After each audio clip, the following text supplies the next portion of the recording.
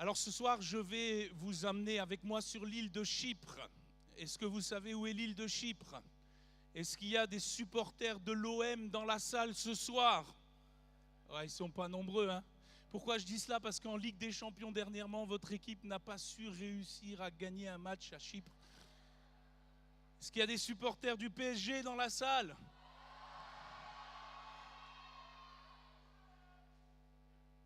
Alors sur l'île de Chypre, on va retrouver ensemble une équipe missionnaire, en réalité la toute première équipe missionnaire de la Bible. Dans Acte 13, on retrouve ce fameux apôtre Paul, Saul de Tarse, converti, rempli du Saint-Esprit, devenu l'apôtre Paul, et puis son collègue Barnabas. Et puis on va retrouver aussi dans cette équipe missionnaire un certain jeune qui s'appelle Marc ou Jean-Marc. La Bible va l'appeler sous ces noms-là. Et ça fait quelques semaines que cette équipe missionnaire est partie de sa base d'Antioche en Syrie. Ils ont traversé la mer, ils sont arrivés en Chypre et après avoir parcouru quelques centaines de kilomètres à pied pour traverser toute cette île, ils se sont retrouvés de l'autre côté à Paphos. Là, Acte 13 nous dit qu'ils vont rencontrer un proconsul qui s'appelait Sergius Paulus et qui était accompagné d'un faux prophète juif, magicien de surcroît, appelé Bar-Jésus ou Élymas. Il va y avoir quelques confrontations, mais l'évangile va triompher parce que l'évangile triomphe toujours et Jésus va se manifester avec puissance. Et puis les deux ténors de l'équipe, Paul et Barnabas, vont décider après cet épisode d'aller un peu plus loin. Ils vont s'embarquer pour cette région de la Pamphylie, l'actuelle Turquie. Ils vont toujours avoir Jean-Marc avec eux, qui est appelé serviteur ou auxiliaire d'après Acte 13, verset 5. Et là, en arrivant en Pamphylie, ils vont débarquer dans cette ville qu'on appelle Perge ou Perga. Là, ils vont trouver une petite auberge, certainement pour se restaurer, pour passer la nuit. Le texte ne le dit pas, mais on le comprend. Ils se couchent avec le sentiment du devoir accompli. Et le lendemain matin, à l'aube, une grande déception va atteindre le cœur de l'apôtre Paul. Parce que ce dernier, après s'être taillé la barbe aussi proprement que Clermont, prêt pour être embarqué dans cette nouvelle journée d'évangélisation, il va se retourner à gauche, il va se retourner à droite, il va interpeller Barnabas, son collègue, et puis il va lui dire « Hé, il est où le jeune là?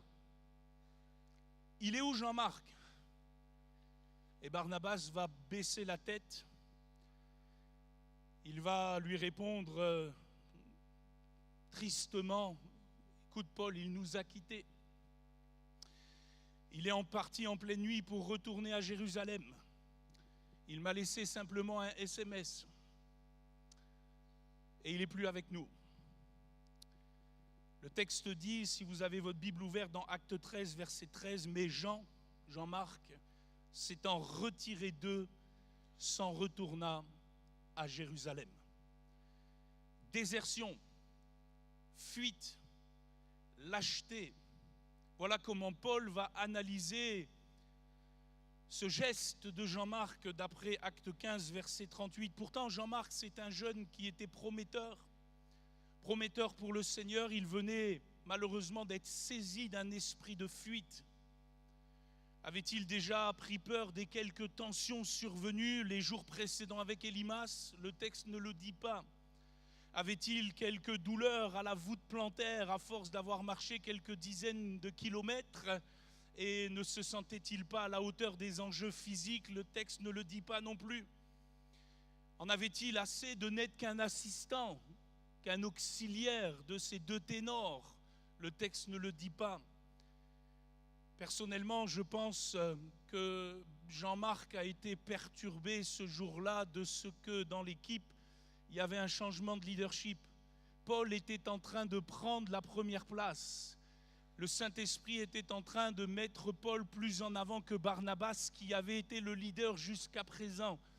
Et vous savez que quand ça touche les liens de la famille, puisque Jean-Marc était le cousin de Barnabas, ça fait quelque chose au cœur. Il y a quelques frustrations qui peuvent s'installer.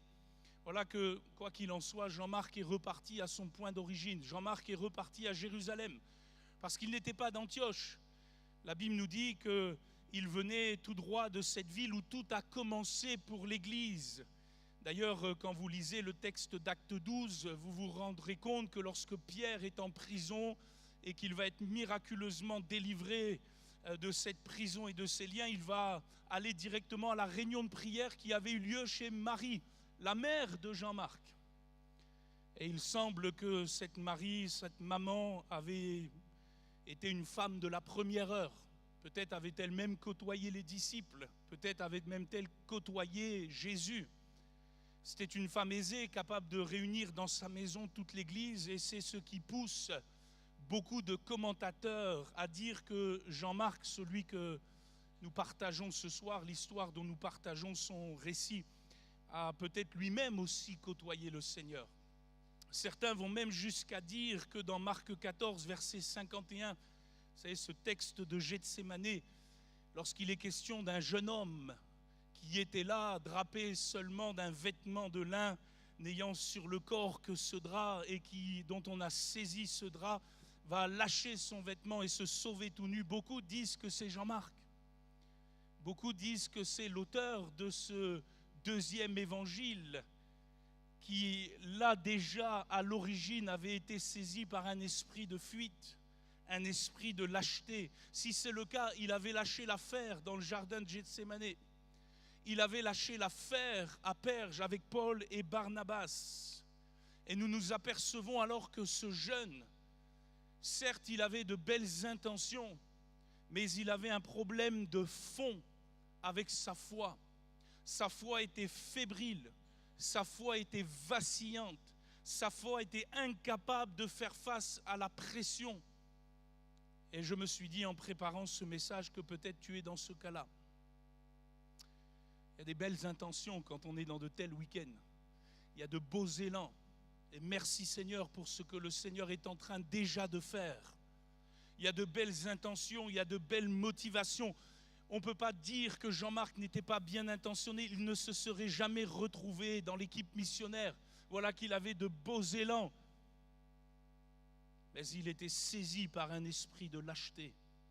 Il était saisi par un esprit de fuite. Et je suis persuadé, je le vois de mes yeux, qu'il y a des dizaines de nos jeunes dans nos assemblées qui aiment le Seigneur quelque part. Mais dès lors qu'il faut confronter leur foi à ce monde, dès lors qu'il faut confronter leur foi au service de Dieu, à l'engagement du service de Dieu, ils lâchent. Ils commencent, mais ils ne terminent pas. Ils ont des bons élans, mais ils n'ont pas la force et la constance qui va avec. Ils ne tiennent pas dans le temps, peut-être à cause de la frustration, de la déception, toutes sortes d'obstacles qui finissent par leur faire manquer le but. Et peut-être c'est ton cas durant ce week-end. Jeune, t'es où?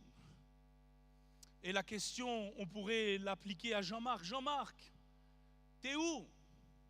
C'est certainement ce que Paul s'est dit lorsqu'il s'est réveillé ce jour-là et que Jean-Marc avait quitté le bateau. Qu'est-ce que tu veux au fond? Tu es là, mais tu n'es pas vraiment là. Tu es entre deux eaux. Tu veux, mais tu n'en as pas le pouvoir parce que tu es saisi régulièrement par cet esprit de lâcheté, cet esprit qui te fait lâcher, cet esprit de fuite. Cette attitude néfaste qui fait que tu lâches trop souvent, trop vite le morceau, excusez-moi l'expression. Dès lors peut-être que tu es sous pression, dès lors qu'il faut faire face à tes amis, à ton entourage, peut-être même à ta famille, à ton père inconverti. Dès lors que quelque chose de difficile se dresse contre toi. Et je suis là ce soir pour vous dire de la part du Seigneur que cela va cesser. Alléluia. Et il y a un verset dans l'Écriture que je veux laisser sur votre cœur. Vous le connaissez. Nous le trouvons dans la parole de Dieu, dans le Nouveau Testament, dans 2 Timothée au chapitre 1er et au verset 7. Paul va dire à Timothée, ce n'est pas un esprit de timidité que Dieu nous a donné, mais un esprit de force, d'amour et de sagesse. pouvez dire amen à cela? Ce n'est pas un esprit de timidité que Dieu nous a donné. C'est un esprit d'amour, de force et de sagesse. Et littéralement, dans le texte original, Paul dit, ce n'est pas un esprit de lâcheté que Dieu nous a donné. Il emploie un mot grec ici, c'est deilia, qui est toujours péjoratif dans le grec, qui signifie réticence. Ce n'est pas un esprit réticent que Dieu nous a donné. Ce n'est pas un esprit de lâcheté. Ce mot, il est lié à la peur, il est lié à la crainte, il est lié à tout ce qui peut nous faire reculer, tout ce qui nous effraie, tout ce qui nous immobilise, tout ce qui nous paralyse. Lorsque Deilia a l'ascendant sur nous, nous retournons en arrière, nous reculons, nous désertons. Nous sommes même prêts à nous exposer comme ce jeune homme nu dans le jardin de Gethsémané quand on s'est saisi de son vêtement. Jésus va employer le verbe qui lui est lié dans Matthieu au chapitre 8 et au verset 26 dans un texte que nous connaissons bien, alors que les disciples sont dans la panique totale parce qu'il y a une tempête qui est en train de les malmener. Et Jésus va leur dire, mais pourquoi avez-vous peur? C'est le même mot employé ici. Pourquoi êtes-vous lâches, gens de peu de foi? Et on voit dans ce passage que cet esprit de fuite, cet esprit de lâcheté, cet esprit de timidité qui nous paralyse, nous immobilise, il s'oppose à la foi pour vivre le miraculeux, à la foi pour vivre quelque chose d'extraordinaire avec Dieu. Si les disciples avaient exercé la foi ce jour-là, ils auraient vu eux-mêmes la manifestation de la gloire de Dieu. Certes, ils l'ont vu avec Jésus qui a calmé la tempête, mais ils auraient pu exercer la foi. Cela va même plus loin puisque dans Apocalypse chapitre 21, verset 8, ce mot lâcheté, fuite ou timidité, et il faut plus employer ce mot lâcheté parce que la timidité, ce n'est pas un problème en soi. L'Apocalypse l'emploie pour parler des apostats, c'est-à-dire des gens qui auront professé Christ du bout des lèvres, mais qui auront renié son nom devant les outrages et les persécutions. Il est écrit ceci dans Apocalypse 21, verset 8, à celui qui a soif, je donnerai de la source de l'eau de la vie gratuitement. Celui qui vaincra héritera ces choses, je serai son Dieu et il sera mon fils. Mais pour les lâches, pour les incrédules, les abominables, les meurtriers, les impudiques, les enchanteurs, les idolâtres et tous les menteurs, leur part sera dans les temps ardents de feu et de soufre, ce qui est la seconde mort. Et on comprend encore mieux ce mot par l'image qui lui est attribuée. C'est l'image du soldat qui abandonne son bouclier, qui déserte les rangs de son armée, qui refuse de combattre par peur de l'ennemi, par peur du coût à payer, du prix à payer.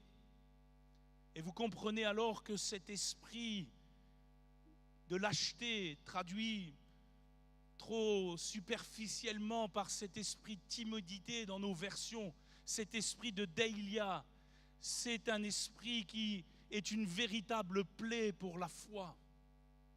Elle prend sa source dans un cœur qui n'est pas encore solidement ancré dans la parole de Dieu.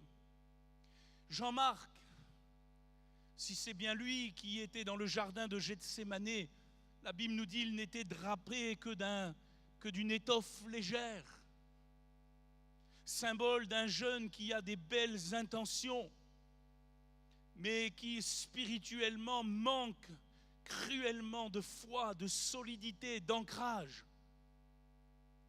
Ce jeune homme représente tous ceux qui ne sont drapés que de religion, qui manquent cruellement d'assurance pour les moments décisifs de la vie. Leur foi ne tient pas dans les coups durs, leur foi ne tient pas dans les outrages, leur foi ne tient pas dans les oppositions, leur foi ne tient pas dans les oppressions, dans les frustrations, dans les déceptions. Et je suis persuadé que vous connaissez nombreux de ces jeunes qui peut-être étaient parmi nous, mais qui à cause d'une frustration, d'une déception dans ce monde, dans une expérience, ont reculé. Peut-être tu es là ce soir et c'est ton état d'esprit. Tu es venu à reculons au WIV parce que tu es déjà en train de lâcher. Et j'aimerais te rappeler ce soir que ce n'est pas un esprit de lâcheté que Dieu t'a donné. Ce n'est pas un esprit qui lâche. Ce n'est pas un esprit qui fuit. C'est un esprit de force, d'amour et de sagesse. Et j'aimerais que tu le comprennes.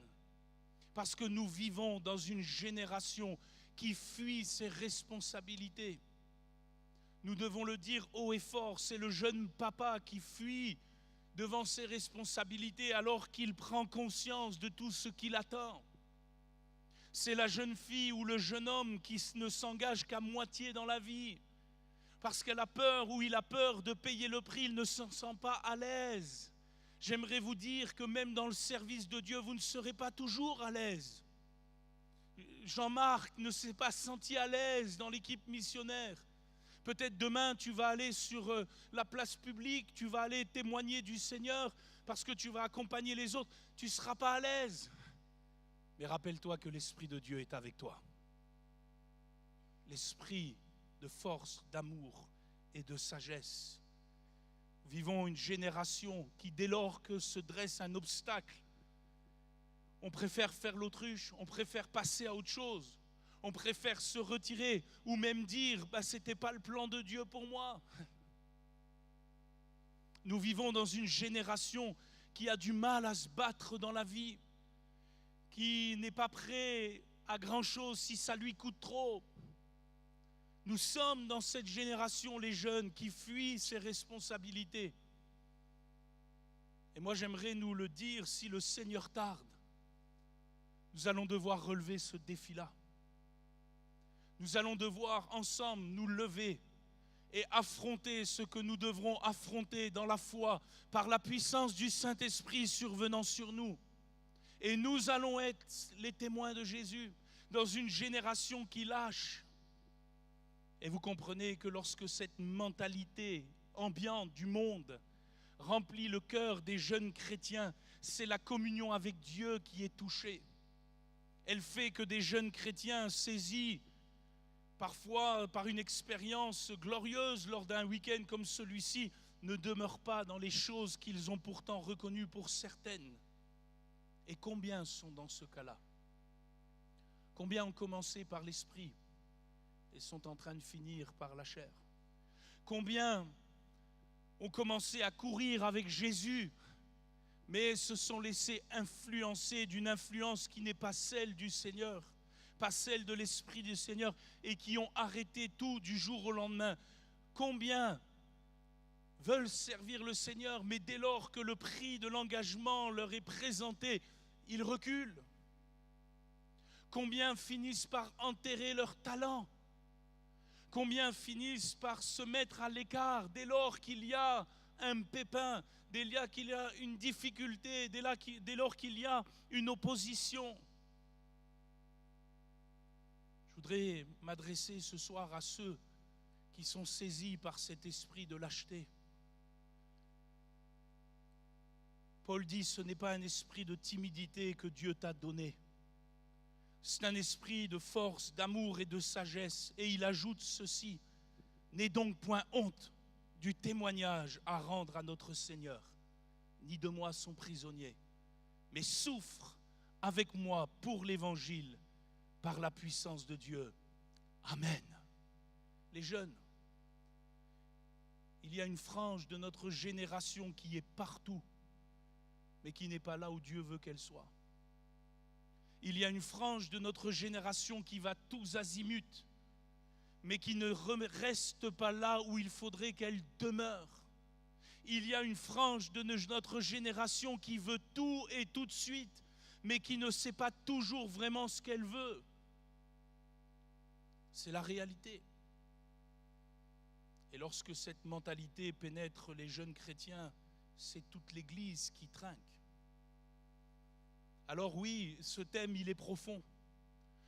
Certes, la question peut sembler anodine. Jeune, t'es où? Mais ce thème, il est profond. Ce thème, il est engageant. Ce thème, il nous appelle à sortir du bosquet. Excusez-moi, hein, comme Adam et Ève qui s'étaient cachés. Ce thème, il nous appelle, il nous interpelle. Et j'aimerais que ta réponse, puisque nous l'avons chanté, et je bénis le Seigneur pour ce chant, j'aimerais que ta réponse durant ce week-end ne soit pas « je suis là », mais « me voici ». Que ce ne soit pas seulement un chant, que ce soit par l'Esprit de Dieu qui est au milieu de nous, et il est au milieu de nous, n'est-ce pas? Tu puisses concrétiser cette expression « me voici ». Qu'une de tes réponses soit « me voici », une bonne fois pour toutes, et pas « me revoilà ». Comme Jean-Marc qui semblait pendant tout un temps faire des allées et venues. Certes, béni soit le Seigneur, une vingtaine d'années plus tard, il sera vraiment là dans le service de Dieu. Il va même être l'auteur de ce second livre des évangiles, l'évangile de Marc. Il va servir à nouveau sous la coupe de l'apôtre Paul. Il va servir ensuite sous la coupe de l'apôtre Pierre. Et l'on dit que couramment que c'est l'apôtre Pierre qui lui a dicté cet évangile lorsqu'ils étaient à Rome. Et c'est glorieux, mais que de temps perdu. Que de temps perdu à cause de cet esprit de lâcheté. Me voici, hineni en hébreu. C'est une expression qu'on retrouve sans cesse dans l'Ancien Testament. Lorsque Dieu va appeler Abraham en le mettant à l'épreuve dans Genèse au chapitre 22, en lui demandant d'offrir son fils, son unique, celui qu'il aimait. J'ai remarqué que Abraham va dire « Hineni ». Me voici. Le père de la foi ne s'est pas dérobé devant le test de Dieu pour sa vie. Et il y a trop de jeunes, vous vous dérobez devant les tests de Dieu. Et le Seigneur voudrait, à travers ces tests, pourtant vous faire grandir, vous rendre mature dans la foi, vous rendre apte à servir encore plus le Maître. Pourtant, c'est vrai, sur le papier, ce test était intense. Il lui fallait offrir Isaac. Il lui a fallu offrir celui qu'il a attendu pendant plus de 25 ans sur le mont Moria.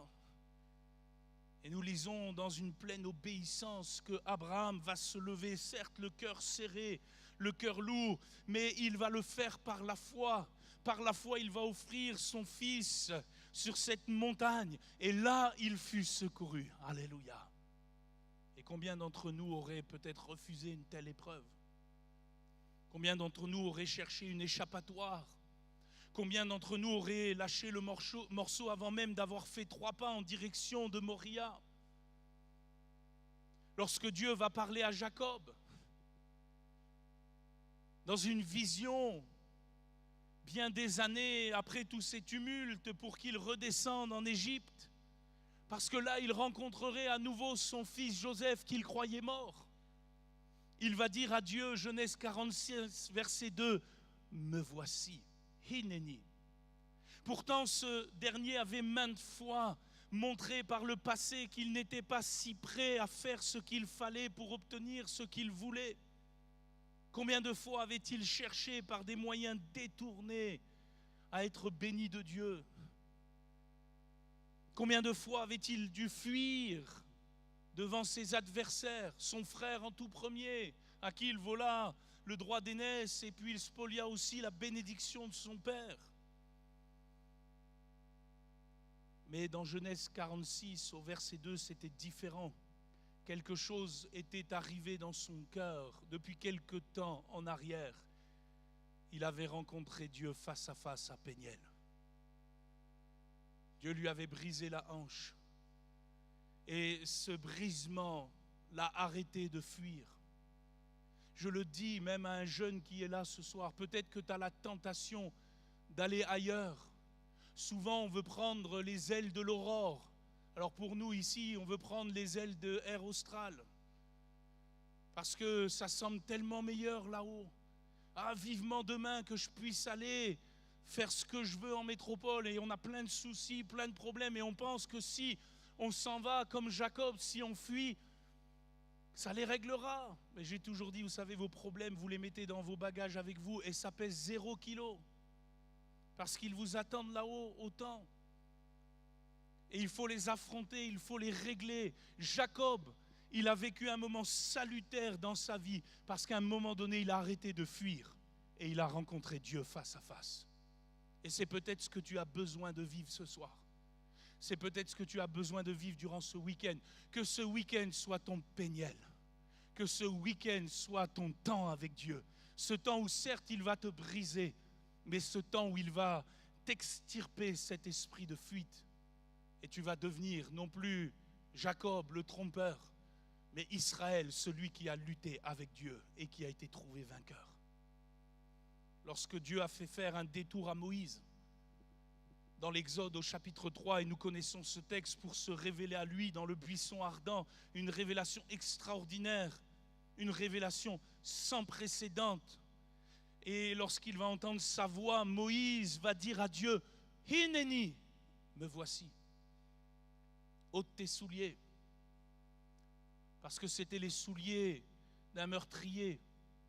C'était les souliers de celui qui avait tué de ses propres mains un Égyptien quelques décennies plus tôt et qu'il avait enfui dans le sable.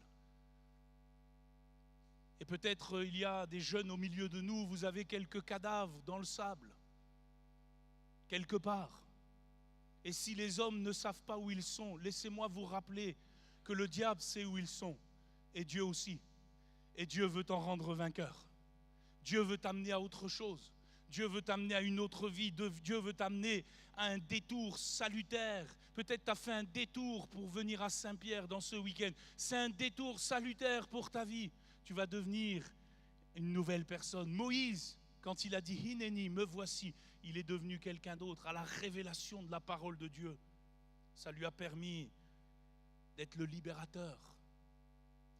Lorsque Dieu a appelé Samuel dans le temple, ce jeune gamin, alors que la parole de l'Éternel était rare dans ce temps-là, et sur l'invitation d'Élie, ce jeune va répondre à la voix de Dieu, « Hineni, me voici ».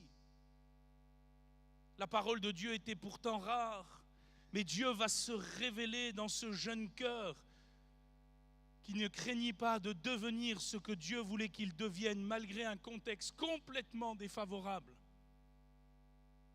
C'est ainsi que Samuel a grandi, que l'Éternel a été avec lui, que tous reconnurent qu'il fut établi prophète par le Seigneur. Parce qu'il a dit « Hineni, me voici ». Lorsque Dieu a transporté Ésaïe dans le temple, nous l'avons lu, pour lui faire voir la magnificence de sa gloire et demander qui se lèverait pour lui. Ce dernier va répondre, comme tous ces gens de foi, « Hineni, me voici ». Pourtant, tout n'était pas parfait dans la vie d'Ésaïe. Ses lèvres étaient impures. C'est peut-être ton besoin ce soir, que lorsqu'on va prier le Seigneur dans quelques instants et que tu vas descendre pour t'abandonner au Seigneur comme nous l'avons chanté, quelque chose se passe dans ton langage, dans ta bouche. Peut-être tu es une jeune fille toujours négative. Tu es toujours en train de confesser des choses qui ne vont pas. Tu es toujours en train de te regarder et de dire c'est pas possible. Je suis nul. J'y arrive pas. Je ne suis pas digne. Confesser des choses impures, néfastes. Et le Seigneur ce soir, parce que tu vas lui dire profondément, Hineni, me voici, Dieu va changer ton langage. Dieu va changer ton cœur. Dieu va changer ta perspective. Tu vas enfin pouvoir entrer dans ce service que tu apprécies tant, mais qui te semble comme si loin. Je pourrais continuer encore ainsi longtemps dans la parole de Dieu. Et le résultat serait toujours le même. Tous ces gens de foi ont à un moment donné endigué une bonne fois pour toutes l'esprit de lâcheté en s'abandonnant totalement à l'Esprit de Dieu. Ils ont dit d'un commun accord, Hineni, me voici. Et cette expression en hébreu, elle implique une volonté personnelle. Ce n'est pas je suis là, c'est je viens personnellement. Hineni, c'est je viens résolument, je viens promptement, je viens devant toi, je me pose devant toi, j'arrête de reculer, j'arrête d'aller à gauche, j'arrête d'aller à droite, je veux avancer, je veux me projeter avec toi en avant. Hineni, me voici. Et cela n'est possible. Et ce sera mon dernier point pour ce soir avant que nous prions pour vous. Cela n'est possible que par la puissance du Saint-Esprit. Regardez bien ce que dit l'apôtre Paul au jeune Timothée. Timothée qui avait aussi besoin de ranimer la flamme du don qu'il avait reçu. Timothée qui aussi avait reculé, qui comme Jean-Marc avait aussi fui certaines responsabilités. Parce que dans l'église il était méprisé, parce que c'était le petit jeune. Parce qu'on le considérait encore comme celui qui a du lait qui coule derrière les oreilles. Vous savez, c'est pas simple de servir l'église en tant que jeune. Je pense que Yann, il le sait, moi-même, nous le savons, nous nous sommes donnés au Seigneur très jeunes. Nous sommes rentrés dans le ministère très jeunes. Ça n'a pas toujours été simple. Vous aviez toujours des gens qui vous rabaissent. Vous avez toujours des gens qui vous méprisent. Vous avez toujours des gens qui sont là et qui ne vous rappellent qu'une chose, c'est que vous êtes jeune. Et pour eux, si vous êtes jeune, vous ne savez pas faire. Ça, c'était Timothée, il était dans cette attitude-là, il était dans cette pensée qui était un mensonge. Et Paul va lui dire, ce n'est pas un esprit de timidité, de lâcheté que Dieu t'a donné, Timothée. C'est un esprit de force, c'est un esprit d'amour, c'est un esprit de sagesse. Et si dans vos Bibles, il y a ici un petit « e » lorsqu'il est écrit d'esprit de force, esprit d'amour, esprit de sagesse, croyez-moi, mettez un grand « e » parce qu'il est question ici du Saint-Esprit. Il n'est pas question seulement d'avoir une mentalité combattante. Il est question ici de celui qui est le combattant par excellence, de l'Esprit de Dieu. Il est question de l'esprit de force. Il est question de l'esprit d'amour, il est question de l'esprit de sagesse. Alors s'il est question du Saint-Esprit, il est question pour toi et pour moi d'une communion à cultiver avec l'Esprit de Dieu, d'une vie de l'Esprit dans laquelle il faut entrer, parce que c'est le seul moyen d'endiguer l'esprit de lâcheté. C'est parce que tu seras baptisé du Saint-Esprit, rempli de force, d'amour et de sagesse, que tu ne fuiras plus, que tu affronteras ce que tu dois affronter. Et crois-moi, ce n'est plus toi qui l'affronteras, c'est l'Esprit de Dieu qui vit en toi. Parce que l'Esprit de Dieu n'est pas un esprit démissionnaire. Parce que l'Esprit de Dieu n'est pas un esprit déserteur. La Bible déclare même que si notre ennemi viendrait comme un fleuve, l'Esprit de l'Éternel le mettrait en fuite. Alléluia. S'il y en a un qui doit fuir, c'est le diable. S'il y en a un qui doit fuir loin de nous, c'est le malin. S'il y en a un qui doit fuir loin de ta vie, c'est celui qui en veut à ton âme. Mais crois-moi qu'en étant rempli de l'Esprit, l'Esprit de l'Éternel va te permettre de résister, même si c'est un fleuve qui est en face. Si ton ennemi viendrait comme un fleuve, l'Esprit de l'Éternel le mettra en fuite. Excusez-moi de le dire ainsi, mais l'Esprit de Dieu ne lâche pas le terrain. L'Esprit de Dieu reste lorsque les moments sont difficiles, lorsque les oppositions sont féroces. C'est parce que Jésus a été rempli du Saint-Esprit qu'il a pu tenir dans tout ce qu'il a fait face. Et la Bible nous dit qu'il a été tenté comme nous en toutes choses. Il a vécu les brimades, il a vécu les insultes, il a vécu les pressions, il a vécu les oppressions dans le désert où il fut tenté. Il n'a pas fléchi le genou devant le diable parce qu'il était rempli de l'Esprit. Face à l'imminence de la croix et de la pression de la coupe amère dans le jardin de Gethsémanée, il n'a pas reculé parce qu'il était rempli de l'Esprit. Lorsqu'il fut même crucifié entre le ciel et la terre et que les badauds voulaient qu'il descende de la croix pour montrer qu'il était le Fils de Dieu, Il ne l'a pas fait, il est resté parce qu'il nous aimait et parce que l'Esprit de Dieu était sur lui. Il a résisté à tous les assauts et tout ce qui aurait pu le faire retourner en arrière par la puissance du Saint-Esprit survenant sur lui. Jean-Marc avait besoin de connaître cette dimension. Timothée avait besoin de connaître cette dimension à nouveau. Pourtant, ça ne remettait pas du tout en cause leur salut. Il n'était pas question ici du salut, il était question ici de leur vie chrétienne. Il était ici question de leur service, de leur engagement. L'esprit d'amour, de force, de sagesse, survenant sur Timothée, survenant sur Jean-Marc, allait leur permettre de relever la tête et de poursuivre la course. Et moi je crois ce soir que le Saint-Esprit veut se saisir de ta vie. Parce que tu as trop souvent lâché. Parce que tu as trop souvent dit oui, mais tu n'as pas terminé.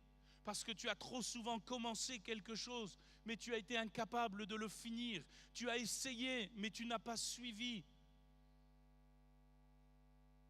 Tu n'as pas toujours été à la hauteur. J'aimerais vous le dire que la réponse à l'esprit de lâcheté, c'est l'Esprit de Dieu. C'est l'esprit de force, d'amour et de sagesse. Et nous confessons encore ce soir que Jésus, dans ce lieu, baptise du Saint-Esprit. Peut-être tu es un jeune papa. Tu viens d'avoir ton premier enfant. Et ce n'est pas si simple à la maison parce que ça chamboule bien des choses dans ton cœur, dans ta vie. Il y a bien des tentations, des tourments. Mais tu vas être un papa plein de foi parce que l'Esprit de Dieu va reposer sur toi. Peut-être tu es une jeune fille, tu ne sais pas vraiment où tu vas. Parce que lorsque tu analyses les choses, lorsque tu confrontes les choses à la lumière de la réalité, tu te dis mais c'est bien plus grand que moi. Et je voudrais te dire que le Saint-Esprit survenant sur toi ce soir va te permettre de faire face à ce chemin difficile. On a parlé ce matin, et c'est Yann qui l'a fait, en nous rappelant l'histoire de Lot. Lot, il a choisi les choses faciles. Vous savez, on est saisi de l'esprit de lâcheté quand on cherche toujours des choses faciles. Il a lâché la main d'Abraham parce que c'était plus facile.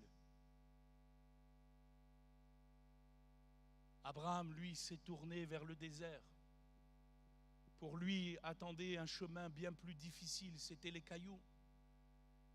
Mais Dieu n'était pas dans la plaine de Sodome et Gomorrhe, Dieu était dans le désert, dans les cailloux. Et vaut mieux être avec Dieu dans les cailloux. Vaut mieux être avec Dieu dans la rivière des Galets que d'être avec Dieu dans la plaine de Sodome et Gomorrhe qui ressemble à un jardin de l'Éternel mais qui n'en est point. Est-ce que tu veux endiguer l'esprit de lâcheté dans ta vie? Est-ce que tu veux devenir ce jeune homme, cette jeune fille qui va se joindre à l'équipe, non plus l'équipe missionnaire, mais l'équipe qui travaille pour le Seigneur aujourd'hui, dans notre temps? Est-ce que tu vas répondre à l'appel de Dieu qui te demande « Où es-tu » de cette manière-là? Est-ce que tu veux répondre comme Samuel, comme Ésaïe, comme Moïse, comme Jacob, comme Abraham? Hineni, me voici Seigneur, je viens. Humainement, je ne sais pas si je serai capable de relever le défi, mais je viens parce que j'ai compris ce soir que ton Saint-Esprit reposera sur moi et que lui peut le faire et que lui va le faire. Nous allons prier le Seigneur ce soir pour vous. Nous allons fermer nos yeux quelques instants. Peut-être les musiciens pourraient jouer quelques notes, un cantique pour le Seigneur. Peut-être reprendre ce chant « Me voici ».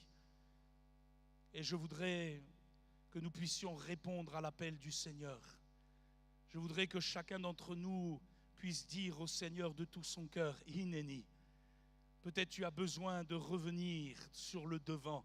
Peut-être tu as été comme Jean-Marc, tu as servi pour quelque temps, mais il y a eu un couac, il y a eu une complication, il y a eu une frustration, tu es reparti en arrière, tu t'es mis dans ton coin, tu es revenu à ton point d'origine. Certes, tu n'as pas lâché la foi, tu n'as pas lâché la main du Seigneur, mais tu n'es plus sur le devant, là où le Seigneur voudrait que tu sois. C'est le moment ce soir que tu dises au Seigneur, Hineni, me voici. Peut-être tu as quelques difficultés, quelques combats. Tu es un jeune homme, une jeune fille, il y a bien des pressions. Et tu ressens le besoin d'être rempli du Saint-Esprit. Et le Saint-Esprit est là ce soir. Et je voudrais, pendant que nous prions tous ensemble, nous allons élever la voix. Je voudrais inviter maintenant, tout de suite, spontanément, sans attendre, tous les jeunes qui veulent que nous prions pour eux à venir sur le devant. Et à dire, Seigneur, Hineni, me voici. Je m'abandonne à toi. Je veux être rempli de ton esprit. Je veux être baptisé du Saint-Esprit. Je veux être renouvelé dans l'esprit ce soir. Et si c'est votre prière, venez maintenant. Les pasteurs vont se mettre en place. Nous allons prier le Seigneur avec vous.